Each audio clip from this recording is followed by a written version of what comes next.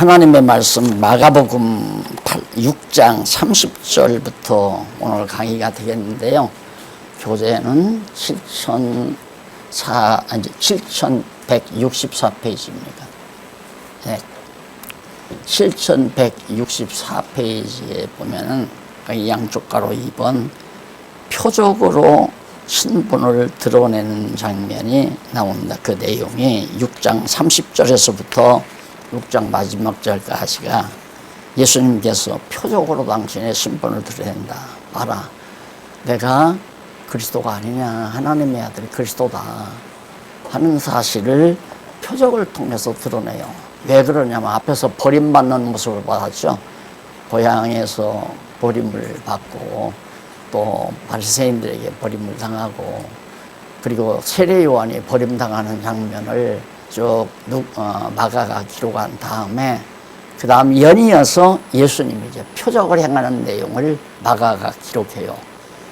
그렇게 인간들이 버리지만 유대인들도 버리고 또 로마 제국주의자들도 버리고 이렇게 예수님을 버리지만은, 그러나 그 예수님이 누구냐면 봐라, 표적을 행하는 걸 보니까 너무도 분명하게 하나님의 아들 그리스도가 아니냐, 이렇게 이제 증거하는 것이 지금 마가가 6장 30절로부터 56절까지 표적을 드러내는 내용입니다. 그럼 그 표적의 근거는 다 앞에서 이미 공부했죠. 세 번째 문단에 보면, 그 7164페이지 세 번째 문단에 보면 일찍이 여호와 하나님께서는 엘리사 선지자로 보리떡 20개와 채소 한 자루로 100명을 먹이고 남게 하는 그런 사실이 구약성서에 있었죠. 그러니까 여러분 신약성경 지금 복음서 공부하는 가운데 항상 잊지 말아야 될 것은, 예수님이 이 시대에 지금 예수님 시대에 오셔서 예수님이 출생해가지고 이제 십자가에 죽으셨단 말입니다. 이 시대에 3년 동안 행하시는 일의 근거가 어디에 나오느냐면 바로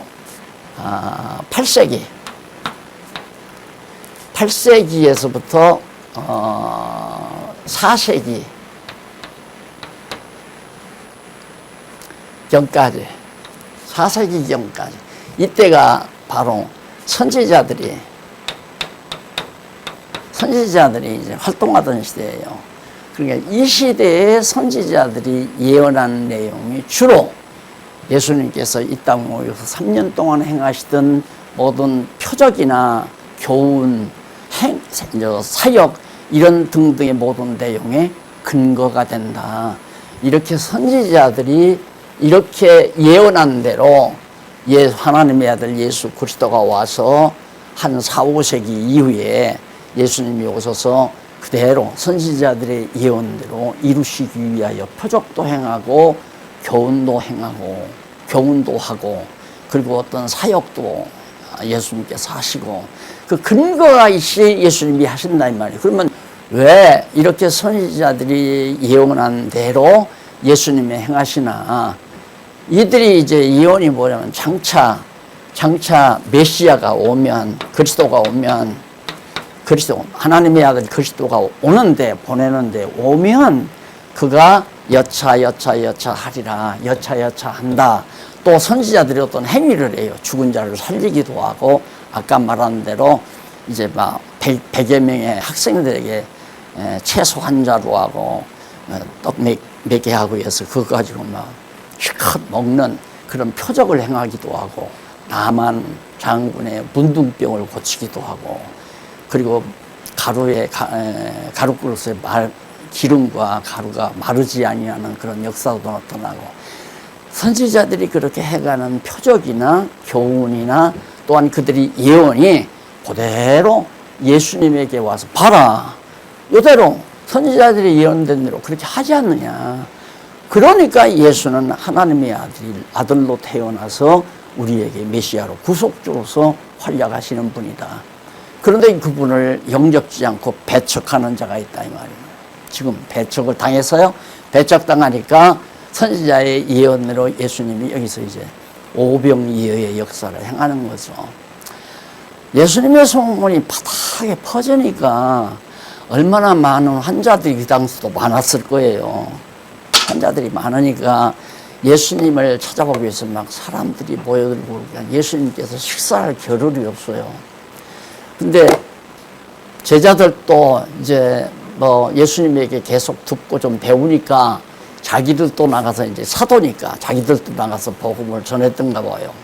그리고 돌아와서 자기들끼리 얘기하고 있는데 예수님 앞에서 얘기를 다 갔다 온 보고를 얘기하고 있는데 이제 예수님도 식사할 겨를이 없을 정도였으니까 그렇게 제자들 수고했다는 의미로서 우리 조용히 어디 한적한 곳에 가서 좀 쉬자. 그렇게 해가지고 이제 한적한 곳으로 갔는데 배를 타고 갔는데 벌써 모여드는 사람들이 눈치채고 먼저 배 타고 건너가 버렸어요.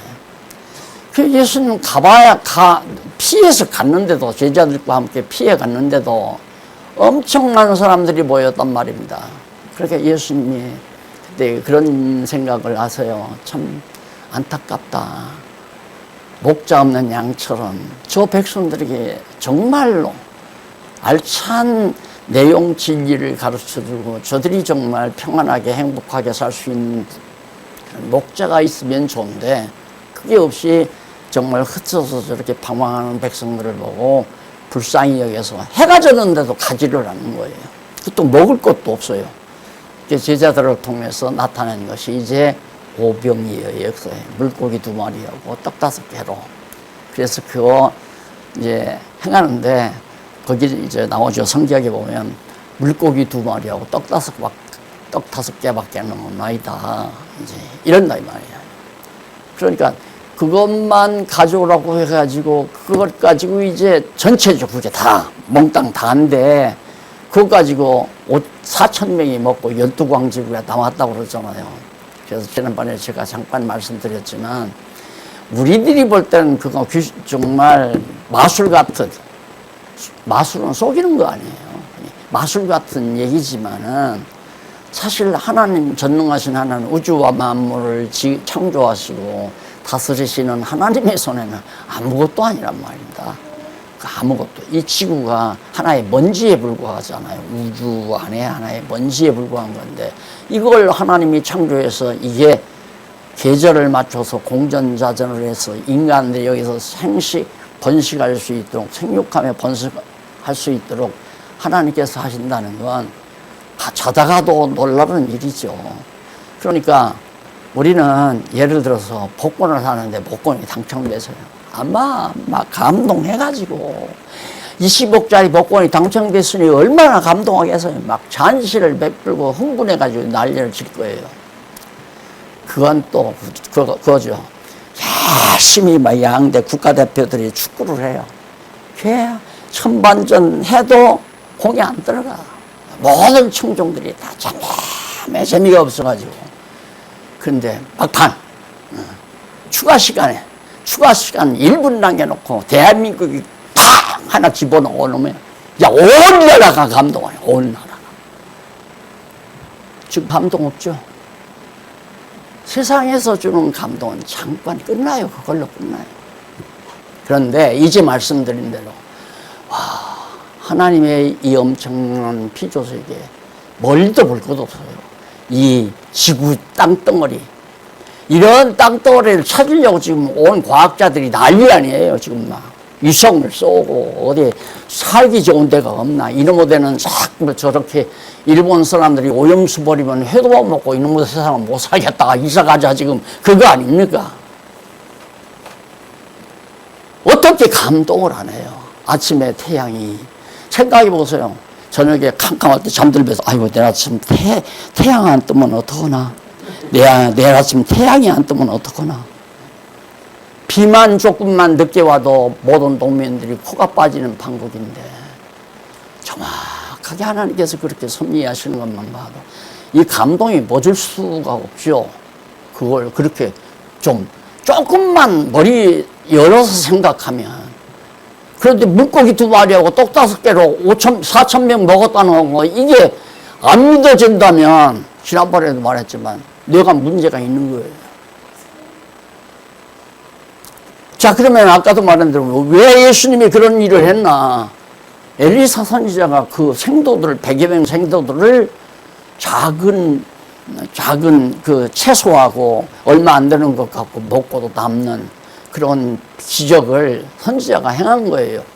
그렇게 행한 이유는 장차 메시아가 오면 메시아도 그런 기적을 행하는 자가 바로 참 선지자라는 사실을 우리에게 전해주는 예언의 말씀이란 말입니다. 그런데 예수님이 와서 했잖아요. 그래서 우리가 예수를 그리스도로 믿는다. 앞서 유대인들이랑 그 인간들은 다 예수를 배척하고 버렸지만 오늘 우리는 깨닫고 보니까 정말로 예수는 그리스도다. 그래서 예수를 그리스도로 믿는 신앙을 우리가 가지고 있는 거 아니에요. 자, 이렇게 그런데 지금까지 많은 목사님들이 어떻게 가르치냐면 여러분 복받는 비결이 있습니다. 특히 부흥사들이. 한국교회는 부흥사들이 다 키워놨어요. 부흥사들이 와서 여러분들이 왜 복 못 받고 삽니까? 복을 받고 살아야지. 복을 받는 비결은 보십시오. 여기 물고기 2마리 떡 5개 얼마나 작습니까? 그러면 그거 전체 소유였다. 전 소유. 그거 갖다가 예수님께 바치니까 그냥 4,000명이 먹고도 12광주리가 부스러기가 남지 않았습니까? 야, 그렇구나. 우리 아빠도 팔아서 바치야겠다. 그런 사람 많아요. 우리 교회도 지금 뭐 집 팔아서 바치구나. 새 집 사는 분이 여기 계신 게 아니에요. 그렇게 배우니까. 이제 그런 거짓말을 통해서, 그러면 여러분 보십시오. 아까 우리 박경경 권사님이 공부시킨다고 하는데, 예를 들어서 아들을 장가 보냈더니만 이름이 벌어놓은 돈이 뭐 한 2억 정도 되는데, 결혼해가지고 돈이 없으니까 은행 이자가 좀 그때는 싸니까 은행 이자를 한 2억 얻어서 4억짜리 전세로 들어갔어요. 빌라 전세로 들어갔어요. 근데 그걸 얻으려고 할 때 무덤에 들어간 아버지가 그 사실을 무덤에서 안다면 어떡할까요? 벌떡 일어나고 나서라도 일러주고 싶겠죠. 일어나서 한두 번에 야 이놈아 하지 말라 그 사기당한다 이럴 거 아니에요. 예, 아니 사기당할 것을 아는 것만 보아도 무덤에서 그냥 있을 수 없는데, 춘천 가서 목사님 한 번을 만났는데 그러더라고요. 내가 목사님한테 그랬어요. 목사님 선배니까 이 한국교회 실정을 어떻게 보시나요? 하고 그렇게 질문을 했더니만, 아마 앞서 세상을 떠서 무덤에 묻힌 선배님들이 오늘의 한국교회의 모습을 보면 무덤에서 벌떡 다 놀래가지고 일어날 거라는 거예요. 아들이 지금 사기당하는데 무덤에서 안 일어나겠어요? 그런데 여러분 인생을 살다가 보면 자기가 아무리 예수를 안 믿고 종교심이 없다 하더라도 어려울 때가 오면 종교심이 생기는 거예요. 그건 종교심은 이제 종교심대로 움직이면 그건 완전히 무속으로 빠져버리는 거죠. 그러니까 무속신앙으로 다 빠져가잖아요. 아니, 천없는 사장님이라도 최고 학부를 나온 사장님이라도 회사 개설해놓고 사무실 열 때 돼지머리 안 갖다 놓을 수가 없잖아요. 다 갖다 놓고 절하잖아요. 그게 종교심이에요. 그러면 내가 나와서 기르는 자녀들이, 딸이나 아들들이 세상 살다가 무슨 일을 어떻게 맞을지 어떻게 알아요. 그때 한번 부흥에 참석하면 끝나요. 아파트 애써서 직장 다니면서 아파트 사가지고 사는데 그거 몽땅 갖다 바치고 예수 믿는다고 쫄랑쫄랑 그냥 늘 쏟고 사는 것에 불과한 거죠. 그래서 정말 내가 알았으면, 내가 깨달았으면, 못 깨달은 사람들에게 알려주고자 하는 그 열정은 자연스럽잖아요. 그렇게 해야 되잖아요. 그런데 이렇게 해야, 내가 자꾸만 예습했나요? 하고 오셨나요? 복습하시나요? 이런 이유는 그런 의중이 있어서 그렇게 하는 거거든요. 근데 아이고 오늘 안 할래. 그냥 목사님 강의만 들을래. 아이고, 오늘 귀찮으니까 그냥 집에서 비대면으로 그냥 공부하고 말래. 이런 식으로 우리 30년 하니까 어떻게 됐어요? 8년 잊어버렸잖아요. 여러분은 8년을 번 거예요. 8년 다 잊어버렸어요. 얘기하시더라고요. 허전하대. 뭔가 마음이 허탈하고 그러더래. 내가 왜 이러나 싶어가지고. 알고 보니까 자기가 영혼이 메말랐더래요. 배고프더래요. 그래서 날 처음 만났을 때, 지방에서 오신 분인데, 날 처음 만났을 때 가니까 날 좀 영접해서 대접하고 싶다고 해서 가니까 땀을 뻘뻘 흘리면서 뭐 음식을 준비해가지고 날 대접하더라고요. 그때부터 강의 들을 때마다 노트 필기를 해놨대요.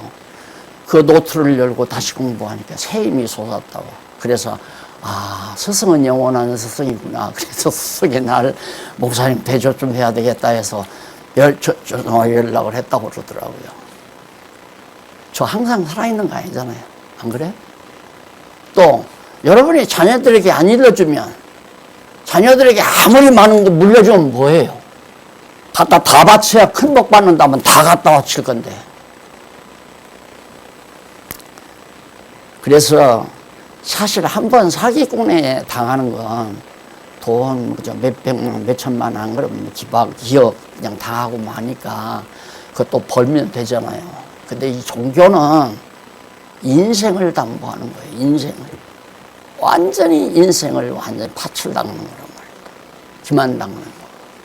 그래서 제가 그저 애써서 이렇게 소개를 해드릴 때 정성들여서 좀 받으시면 복이죠. 명령은 아닙니다. 잘 판단해 보시라는 거죠. 자, 그 다음에 이제 넘어가서 바다 위로 걸어서 오는 표적을 보입니다. 그래 예수님께서 이제 표적을 행하시고, 야, 가자. 네. 이제 막 너무 늦게까지 피곤하니까 먼저 이제 제자들을 배 태워서 보냈어요. 먼저 가서 쉬라고. 그리고 예수님은 산에 잠시 올라가서 이제 기도한 다음에 제자들이 바다 한가운데 갈 때, 그때야 이제 예수님은 나가서 바다 위를 자벅자벅 걸어서 제자들이 배를 타고 가는 그 무게로 가는 거예요. 그게 캄캄하니까 제자들이 모를 거 아니에요. 그게 유령인가 싶어가지고 놀래가지고, 놀래지 말라. 내다. 예수님이 자기를 표현하시면서 제자들을 맞아주니까 제자들과 함께 배를 타고, 왜 이렇게 너희들마저도 지금도 못 깨닫느냐. 야, 도대체 오병이의 역사. 너희들 조금 전에 벌써 떡 다섯 개와 물고기 2마리로 4,000명 먹고 남는 거 봤잖아. 왜 너희들이 근심하고 걱정하고 두려워하느냐. 이제 이러면서 예수님께서 제자들에게 확실하게 이제 드러내 보여주세요. 그런데, 자, 이런 표적들이, 앞에서도 말했지만, 엘리야가 이제 세상을 떴을 때, 엘리야 어디 혹시 승천하다가 떨어졌나 싶어서 찾으러 돌아다니다가 요단강을 만났어요. 요단강을 쓸고 요단강을 평탄하게 해서 물을 지배해서 이제 바다를 건넜던 선지자의 일이 있었잖아요. 구약시대.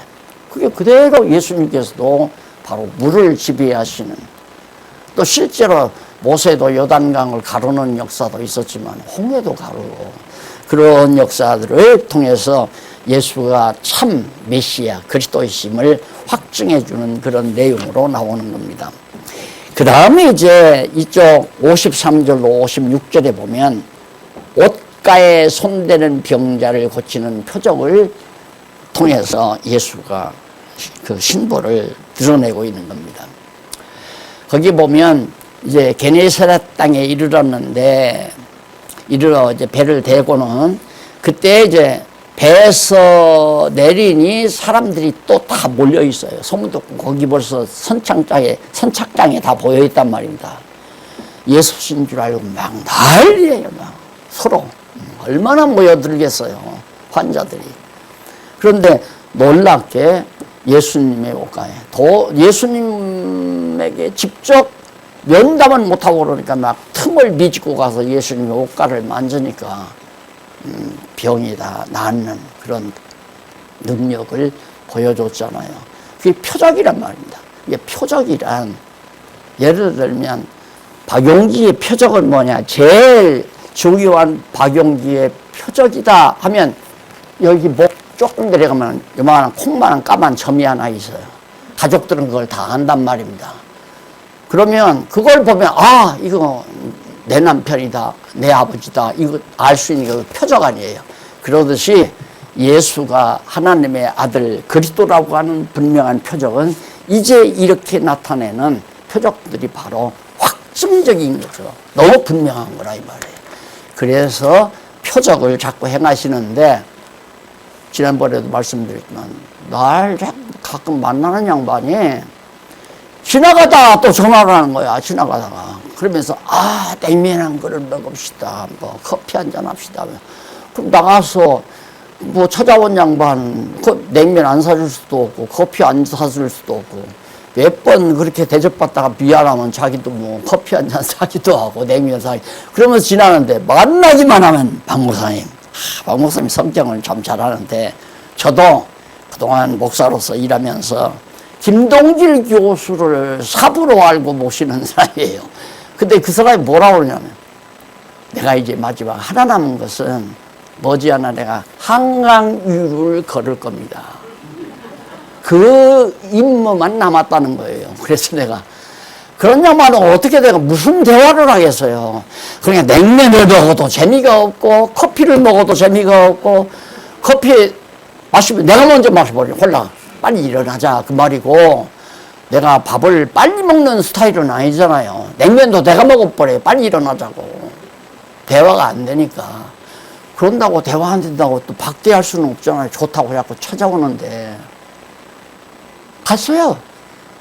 한강 못 가고 그냥 하나님 나라 갔겠죠. 목사니까 어쨌든 뭐 성경 다 알아야만이 뭐 저 천국 가는 건 아니니까 하나님이 택한 백성이면 가실 거예요. 그러니까 어떻게 그러냐면 모든 목사님들이라 그러잖아요. 예수님이 이런 기적 행했으니까 나도 기도만 많이 하면 이런 기적을 행할 수 있다. 그러니까 그 독을 먹어도 해함이 없다고 그러는 신약에 또 성경에 나오잖아요. 독을 먹어도. 사도 바울이 이제 로마로 가면서 섬에 도착해가지고 인디언들 촌에 도착해가지고 거기서 이제 추우니까 불을 쬐다가 나무를 걷어서 모닥불을 피우는데 나무 속에서 무서운 독뱀이 나와가지고 물어가지고 그냥 바울을 딱 물으니까 그러면서 툭 털어버렸어요. 모닥불에다가. 그래서 독뱀이 죽어버리고 멀쩡하다 이 말이에요.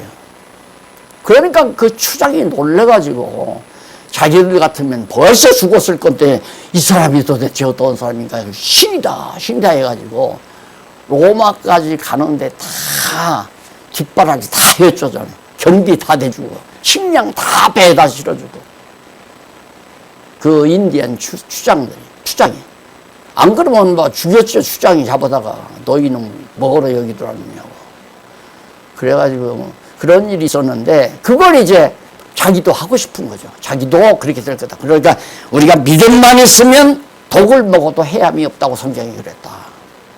그것이 하나님의 능력에 대한 내용인데, 예수님이 그랬으니까 나도 그러고 바울이 그랬으니까 나도 그러고. 바울은 사도권이에요.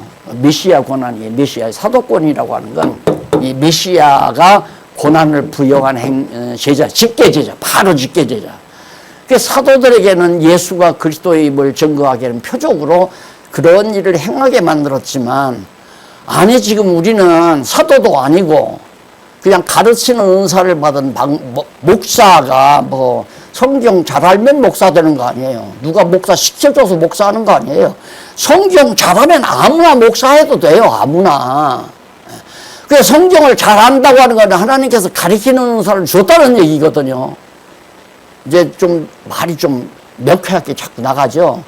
그전에는 그렇게 못한 이유가 또 날 이단이라고 해서 성도들까지 다 상처 줄까봐 이제는 죽이든 말든 이제는 할 얘기 다 하고 가야 되잖아요. 그 이번에 체제개혁하면 개혁을 하면서도 목사님들에게 할 얘기 다 해서 목회는 무슨 목회요. 자기 사람 만드는 거지. 그러니까 다 끄덕끄덕. 목회가 무슨 목회야. 전부 자기 사람 만드는 거죠. 제 강의를 이렇게 들어서야 제가 여러분들에게 자주 전화 안 하고 또 뭐 일지 막 자꾸 불러내고 인간적으로 사귀고 그러려고 안 하는 이유가 그래서 그렇구나. 나는 장로님들 전화번호도 잘 몰라요. 전화를 하려면 김예숙이 고등비서한테 물어봐야 돼요. 다 해놨어요. 다.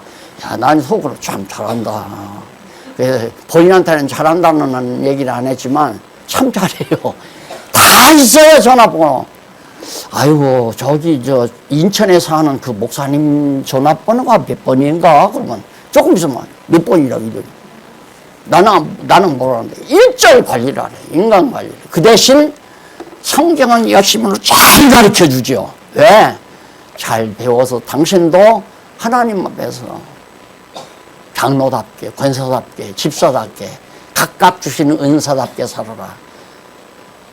교회학교 교사 명단 보니까 막 여자분들, 여집사분들 뿐이야. 남자 집사님은 하나도 없어.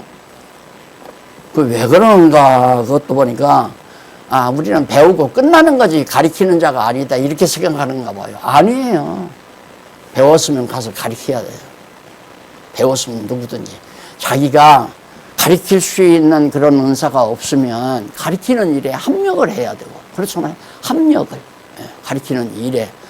그게 교회인데, 이걸 완전히 신학교 세워서 대학 세워가지고, 그 전문가 시켜가지고, 전문가 길러가지고, 그 전문가를 통해서 평생, 그것도 제대로 가르치는 게 아니라 성경도 알지 못하는 사람 전부 복사한수 시켜가지고. 또 도리어 성경 잘하는 양만 또 복사한수 안 받으려고 자꾸만 그래요. 지금 미국에서 복사한수 한다고 지금 7월 22일인가, 그 총회에서 이임 받아가지고 온대요. 그것도 오이고대학 총장이. 우리 박홍기 교수가 이제 목사한수로 아마 8월 달에 한다는 거 같더라고요. 참, 지금도 받기 싫어가지고. 그래서 내가 한마디 받기 싫으면 안 받으면 되지, 뭐, 해주려도 혹시나 안 받을까봐. 왜? 장로님들이 한수받기를 그렇게 악수고대 하는지, 또 안 받아버리면 장로님들 또 실망하면 어떻게 해요? 안 받는다고 또 실망하는 장로님들이나, 안 받는다고 하는 박홍기 교수나, 내가 볼 때는 피장파장이야.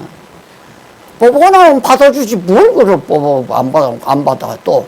안 받으면 말지, 안 받아도 성경 잘 가르치면 되지요. 안 그래요? 그랬나, 목사 사표 내다시피 하고 이 체제개혁한 거 아니에요. 그래서 목사 붙이지 말고 그냥 박용기 원로, 늙었으니까 원로라고 하면 된다. 그래서 박용기 원로. 박홍기 교수는 절대 박용기 목사, 원로 목사 그래 안 해요. 그냥 박용기 원로. 무슨 얘기인지 아시겠죠? 성경을 깨달았으면 가르칠 사명이 주어진 거 아닙니까? 그런데 고정관념 때문에 난 목사가 아닌데 어떻게 가르쳐? 아직도 빛난 한 5-6개 있더라고요. 거기 그냥 꽉 찼으면 좋겠어. 넘어갑시다. 버림당하는 신분의 증거. 10장부터 8장 26절까지. 조금 속도 내십시다. 버림당하는 신분의 증거. 예수님께서 또 실제로 버림을 당해요. 거기서 넘어가서 1번에 보면 버림당한 신분을 가르쳐요. 자기 버림당한 신분을. 하나님의 말씀을 버린다는 책망을 통해서 신분을 증거합니다. 바리새인들, 서기관들, 그 당시에 아주 전통 유대교 그 졸개들이죠. 쉽게 말하면 막 유대교 앞잡이들. 이것들은 완전히 정말 그 율법에 사로잡혀가지고 예수를 안 받아요. 말씀이 육신이 되어 오신 예수를 메시아로 안 받아들이잖아요. 까칠하게 우리한테 하늘로부터 오는 좀 표적을 보여주지요. 당신이 정말 하늘로부터 왔다는 그리스도 하나님의 아들이라면 좀 표적을 봐라. 구약시대 보니까 이렇게 다 메시아가 오면 표적을 행한다고 선지자들이 했더라. 그러니까 표적 보여주라. 그러니까 뭐라고 그래? 안 보여준다. 안 보여줘요. 왜? 보여줘서 믿으면 또 곤란하잖아요. 또 보여줘봤자 필요가 없고. 그러니까 이게 이런 데서 내가 참 고민이 많았어요. 막 그냥 와서 공부하라고 자꾸 하다가도 아니 하나님께서 공부하게 할 사람은 하는 거고 하기 싫은 사람 많은 건데 하나님이 그런 마음 안 주면 예수님은 해달라기도 안 해주더라니까 살살 피해요. 이렇게 사람들을 피해버려요. 그러면서 요한복음에 가면 저들이 자꾸 날 따르는 건 배고플 때 자꾸 표적을 행해서 배불리 먹여주니까 먹고 배부른 까닭에 날 따라오지 하나님의 말씀을 깨닫고 날 따라오는 게 아니다. 그러니까 그 상당히 박 목사 순수해졌잖아요. 여러분 여기 안 나와도 전화 안 하잖아요. 웬일로 전화. 하나 궁금한 건 안 나오는 게 궁금한 게 아니라 혹시 죽을 병 들어가지고 혼자서 고민하지 않나. 혹시 이 어려울 때 사기를 당해가지고 혼자서 어디 길거리에서 울고 있지는 않나. 이럴까 봐서 그 상황을 좀 알고 싶은 마음은 있어요. 그러나 공부는 내가 하란다고 해서 하고 하지 말란다고 하는 게 아니거든요. 하고 싶어서 하는 거고 들으면 깨달아지니까 하는 거고. 그럼 듣고 깨달아졌으면 깨달은 걸로 끝나면 안 되잖아요. 하나님께서 깨닫게 했으면 바울이 말한 대로 너도 신실한 자들에게 가르쳐라. 그런데 그게 아니거든. 너 신실한 자들 가르쳐서 데리고 와라. 왜? 내 사람 만들게. 우리 강남노회가 실패죠. 실패한 이유가 뭐냐면 성경신앙만 가르치면 다 박 목사에게 다 인기가 있고 박 목사만 따르더라. 이해가 가요. 난 천번도 이해가 가요. 예를 들어서 교인들 어디 지방에 가서 한 11명 모시고 열심히 성경 가르쳤단 말입니다. 가르쳐서 이 성경신학이 교재 갖고 자꾸 가르치니까 박 목사 얘기만 한다. 누가 나한테 돈 1억을 연보한 목사님이 있었어요. 목사님이 1억 가지고 중국 선교도 하시고 그 다음 뭐 연구원도 발전시키는 데 필요하시면 쓰시라고 받아놨죠. 얼마 후에 왔어요. 갑자기 와가지고 목사님 그 돈 돌려주세요. 그러는 거야. 아니 목사님 왜 그래? 갑자기 무슨 일이야? 그랬더니 아이고 제가 목회를 하는데요. 주일날 땀을 흘리고 뻘뻘 흘리고 자기가 성경 강의를 하고 나면 교인들은 앉아서 식사하면서 박용기 목사님 어쩌고저쩌고 테이프 몇 번 때 뭐 어디 들으니까 무슨 얘기가 나오고 이런 얘기만 나오는데요. 그런 얘기만 한대요. 오늘 박 목사님 말씀 너무 좋다 이런 얘기도 없고. 그래서 테이프 그게 이만 많잖아서요. 전부 다 몰수해서 전부 다 감춰놨다고 그러더라고요. 내가 듣기로는 뭐 불태웠다고 하는 말 들었는데 그분이 오셔서 얘기하면 감춰놨다고. 난 이해가 가죠. 그 전부터도 예를 들어서 목사님들이 쫙 나한테 사경회를 좀 부탁을 해요. 그러면 딱 눈치를 보죠. 눈치를 보면 정말 당신이 원해서 그러는 건지 성도들이 목사님 한번 모시자고 애써서 그러는 건지 그걸 내가 눈치를 감지하는 거예요. 성도들이 한다면 그때 내가 바빠서 될는지 모르겠네. 일단 그렇게 놓고 더 점검을 하는 거죠. 이번에도 이런 얘기를 해드려야 돼. 우리 박홍기 교수님이 저번에 다녀오셔서 포항 다녀오셔서 목사님 포항에서 교회를 떠났던 그런 참 집사님들이 다시 다 돌아오고 성경신학의 위대함을 다 발견하고 그래서 지금 포항 성전교회가 너무 조용하고 좋다. 편안하다 이거예요. 그러니까 아마 내가 생각이 나는가 보죠. 목사님 한번 오셔서 그걸 봤으면 좋겠다. 그런 교회 모습을 보여드리고 싶은 거예요. 그래서 내가 박홍기 교수한테 그랬어요. 시간이 있냐고 날들어 묻기에 시간이야 내면 좋지만은 나로서는 참 조심스럽다. 체제 개혁이 상당히 지금 진행 과정인데 자꾸 자꾸 물론 이제 성경 말씀을 배웠으니까 인간적인 친절미도 있는 건 당연한 거죠. 있는 건 당연한데 문제는 뭐냐면 오직 박용기만 이러니까 목사님들이 다 떠나버린 거 아니에요. 성경신학만 가르쳐야 박 목사만 좋지 우리는 다 죽이다. 그러니까 나도 이대원약을 해야 되고 메타원약을 해야 되고 나도 무슨 뭐 새로운 역사신학을 해야 되고 해서 각자 강남도의 목사들마다 새로운 신학체계를 다 지금 여기서도 새로운 신학체계 만들어 가잖아요. 엊그저께 만나신 분도 그러더라고요. 새로운 신학체계 만들어. 무슨 얘기인지 알죠? 예. 그래서 가까이 하기도 어렵고 멀리 하기도 어렵고 멀리 할 수도 없고 가까운데 어떻게 멀리 해요.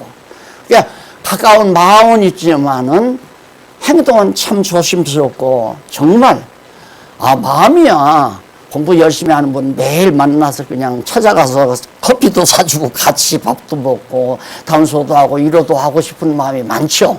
장로님들도 매주간 만나고 싶고 그래도 많이 참습니다.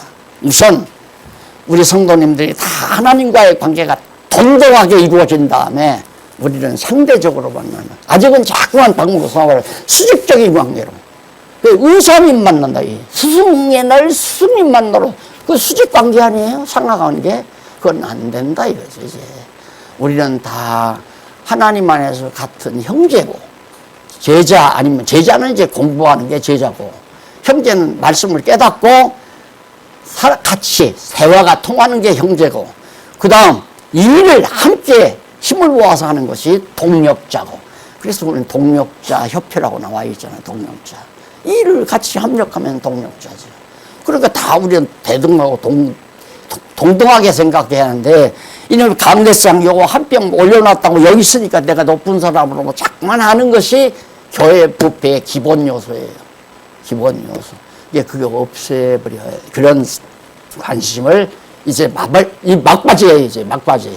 이게 목사 없어도 필요 없다. 없어도 상관없다. 우리 성경 다 같이 안다. 우리가 모두가 다 목사다. 공부하신 여러분들은 다 목사, 성경 가르치는 선생으로서 다 자리매김이 되면 정확하게 튼튼하고 견고한 거죠. 이런 교회를 성경에서 발견하고 나서는 이렇게 분명하고 좋고 아름다운 교회를 왜 인간들이 이렇게 다 망가뜨려 놨나 속이 상한 거죠. 그래서 하나님의 비밀을 말씀을 버리고 책망을 통해서 신분을 이 발세인과 서기관들이 이제 또 트집을 잡아요. 트집이 뭐냐면 왜 더러운 손으로 그냥 음식을 먹느냐. 장로의 입주는 다 씻고 먹어야 하는데 그걸 가지고 가니까 예수님께서 이제 하는 얘기가 그거네요. 인간의 유전이라고 하는 것은 그건 인간들이 만들어낸 거다.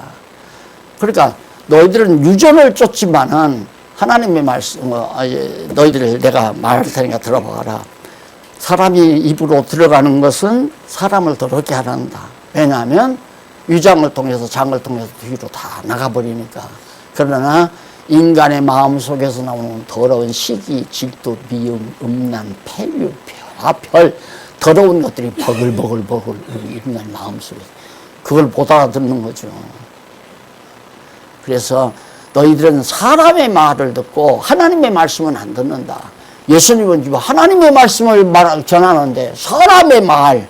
그러니까 지금까지 한국교회도 성경 한두 구절 읽고 전부 사람 말이라. 사람 말. 자기 철학, 자기 경험, 자기 모든 실력, 자기 지식 이런 거에 성경을 가리키는 것이 아니고 성경이 하나님 말씀이니까 성경만 가리키면 되잖아요. 그 다음 가리키면 끝나요.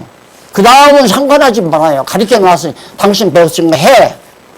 그러니까 오늘 또 하나님께서 성경 말씀 가르쳐 깨닫게 하는 것은 신실한 자들에게 가르치게 하려고 그렇게 하는 것이다 라는 얘기지 여러분들도 지금 하라고 내가 명령하는 건 아니잖아요. 그냥 표적으로 신분을 드러내는 그거 그렇게 해놓고도 지금 예수님께서 다시 표적으로 신분을 드러내요. 7장 24절로 8장 26절까지. 그 표적 중에 하나가 뭐냐면 어린 딸 귀신을 내쫓는 표적입니다. 어떤 사람이 예수님의 쫓아왔어요. 와가지고 내 딸에 귀신이 들렸는데 그 이방 여자 헬라인인데 이 사람이 와서 자기 딸 귀신이 들렸는데 좀 고쳐달라고. 예수님께서 가라, 내 딸 귀신 나갔다. 가보니까 정말 아이가 자리에서 아주 제정신으로 딱 살아났어요. 거기 보면 28절에 보면 여자가 대답하여 가로되 주여 올소이다마는, 그러니까 귀신을 내쫓아 달라고 그러니까, 이방 여자가 내쫓아 달라니까 예수님이 뭐라고 하냐면 내가 이 땅에 온 것은 잃어버린 양을 찾으러 왔다. 그러니까 내 백성 이스라엘, 이스라엘 백성을 내가 찾으러 왔지. 그러니까 거기 보면 배불리 떡을 갖다가 자녀에게 주지 개들에게 주는 법이 없다. 그러니까 그 당시에 이방인들은 개로 취급했거든요. 유대인 아닌 나머지 민족은 개, 짐승으로 취급해서요. 지금은 아예 공개적으로 학문적으로 인간이 짐승이다. 그래 내가 지난번에 그렇게, 그건 정확한 표현이에요. 학문적으로 보면 인간은 짐승이에요. 그렇기 때문에 이제 개도 기르는 애견도 반려견이라고 그러죠. 반려견 호적등본에 올릴 겁니다. 이제 머지않아서 그게 반려견하고 가정을 이루게 되고, 지금도 그 단계로 점점 가잖아요. 왜? 짐승이나 사람이나 똑같다 이거야. 그러니까 유대인들은 아야 예수와 자기들 유대 족속이 아닌 사람은 개로 취급했으니까 예수님이 그걸 보고 이방 여자에게 당신은 개인데 야 떡을 갖다가 자녀에게 주지 개에게 주겠냐 그러니까 이 여자가 하는 말이 개도 자녀들이 먹는 상에서 떨어지는 부스러기를 개도 먹지 않습니까? 그러니까 이방인의 구원에 대해서 벌써 이 여자가 확인하고 확정하고 있는 거예요. 그 믿음을 하나님이 주신 거죠. 그 여자에게. 내 믿음대로 가서 내 딸 낳았다 이제. 그래가지고 이방 여인의 딸 귀신이 나가는 것은 이방 민족이 이제 구원의 반열에 들고, 그렇게 실제로 지금 됐잖아요. 예수님이 가르친 대로 지금 우리 이방 민족인데 예수를 믿게 됐지 않느냐. 이런 사실을 통해서 먹고 배부른 거를 버리나이다. 배부르면 버리기 때문에 유대인들이 버린 예수 그리스도를 우리 이방인들이 다 영접하고 믿게 될 겁니다. 그 얘기 아니에요. 그러니까 버림받으실 예수 그리스도의 그 진정한 의미가 바로 어디에 있는가를 설명해 주는 거고요.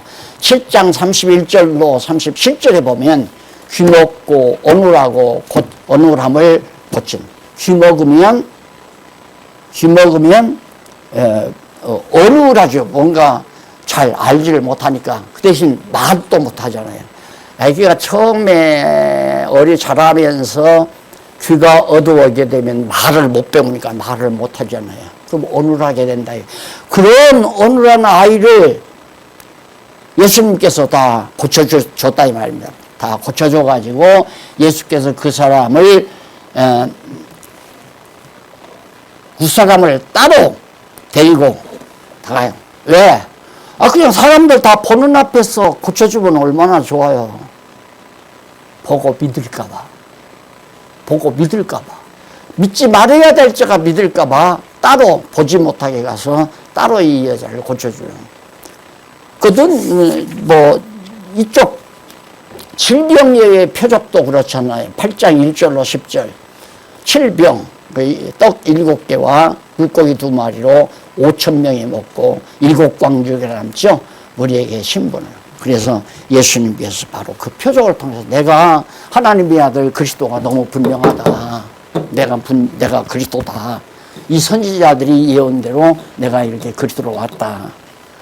깨달을 자에게는 그렇게 깨닫게 해서 그렇게 제자들에게는 표적을 다 보여주고, 제자들이 아닌 사람에게는 숨길 때도 있고, 또 예수님이 나타나서 가르칠 때는 들어서는 안 될 사람에게는 안 들려주고, 욕으로 해도 싫어하고, 우리에게 표적 보여달라. 그래도 안 보여주잖아요. 너희들에게는 보는 것이 허락지 않았기 때문에. 8장 11절로 21절. 지금 거기 나오는 그 근거 자료는 요 도표 하나로 다 소화해 드린 겁니다. 그러니까 교재에 다 나와 있어요. 장절까지, 선지자 이름까지 다 나와 있으니까 복습하면 다 나와요. 학기 시험을 하면 모르지만 하면 거기 다 나와요. 수절까지. 그게 중요한 건 아니잖아요. 중요하죠. 중요하게. 그 다음 11절과 21절. 표적을 구하는 바리새인과 못 깨닫는 제자들을 책망합니다. 표적을 구하니까 싫다고 예수님이 아까도 잠깐 말씀을 드렸지만 여기 그 얘기예요. 바리새인들이 나타나서 예수께 힐레라여 조롱하는 거죠. 그를 시험하여 하늘을 쏘라. 네가 당신이 정말로 하늘을 쏘는 메시아라면 한번 표적을 보여달라. 그러니까 안 보여준다. 안 보여줘요. 왜 보여줘요?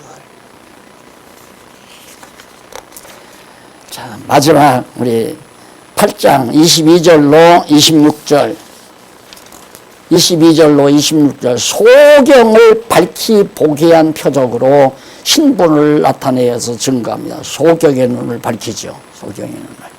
근데 이 소경의 눈을 밝힐 때도 소경을 데리고 밖에 나가서 그냥 진흙을 이겨가지고 눈에다 발라서 쉽게 만들어가지고 눈이 밝아지게 만들었잖아요. 그 사람만 알게 만들고 다른 사람이 보지 못하더라. 그게 벌자와 보지 못할 자 다. 그러면서 예수님 보라며 너 그렇게 눈 뜨고 들어가서 마을로 들어가지 말아라. 그 마을로 들어가 버리면 다 할 거 아니에요. 그런데 이 사람이 너무 좋으니까 그냥 마을로 들어가잖아요. 당신 눈을 어떻게 그렇게 너 당신 못 봤잖아. 못 봤다. 근데 어떻게 그 예수라는 사람 만나가지고 나를 하더라. 진짜라. 그래가지고 바리새인들, 서기관들이 시기가 나가지고 확인을 하고, 그러니까 너무 분명하면 열딱지가 나고, 열이 나고, 안 분명하면 막 알아보고 싶고, 이게 이제 어리석은 자들의 행태 아니에요. 이렇게 해서 예수가 그리스도라는 사실을 오늘 또 버림받는 모습을 통하여 버릴 자는 버리고 영접할 자는 영접하고 이런 것들을 또 알 자는 알고 믿게 하기 위해서 오늘 우리들이 이제 이 표적 사건을 기록으로 성경 기록으로 읽으니까 믿어지죠. 이건 아무나 하는 게 아니니까 하나님이 아니면 할 수가 없잖아요. 하나님이 아니면 한 번 소경된 자가 어떻게 눈이 밝아지겠어요. 눈을 다시 교체를 하면 모르지만.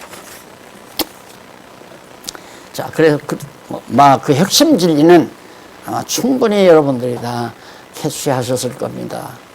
이제 다음 시간에는 두 번째 7188페이지에는 낮아질 신분에 의한 증거.